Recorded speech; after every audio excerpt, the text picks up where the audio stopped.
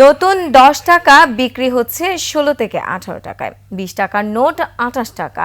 ব্যাংকে নতুন টাকা না পেয়ে গুলিস্তান মতিঝিলে ফুটপাতে বসা দোকানে ভিড় জমিয়েছেন টাকার ক্রেতারা। মানিক শিকদার রিপোর্ট। ঈদ উৎসবের অন্যতম অনুষঙ্গ সালামি, আর সালামি দিতে সবাই সংগ্রহ করেন নতুন নোট।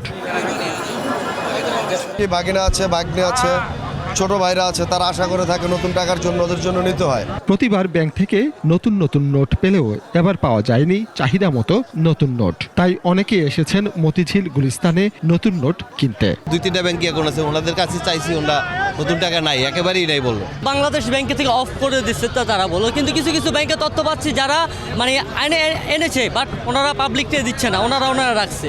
গুলিস্তানের ফুটপাতে বসায় এসব দোকানে ভিড় জমিয়েছেন ক্রেতারা। একটু কষ্ট হচ্ছে রোজা রেখে, বাট তারপরে একটা মজা লাগতেছে যে ঈদের জন্য একটা নতুন টাকা কিনতে আসছি। অতীতের যে কোনো সময়ের তুলনায় এবার নতুন নোটের দাম বেশি বলে অভিযোগ ক্রেতাদের। কম ছিল, এবার একটু মনে হচ্ছে যে অনেক বেশি।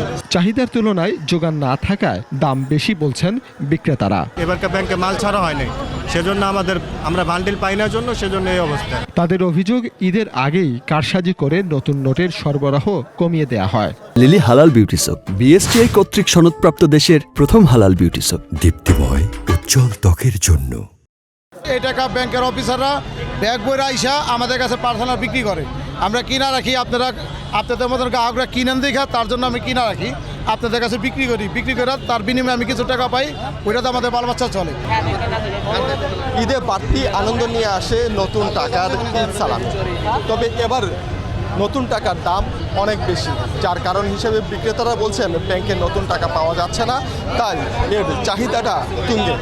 সেই সুযোগে বিক্রি করা হচ্ছে 10 টাকার প্রতি হাজার 1600 থেকে 1800 টাকা।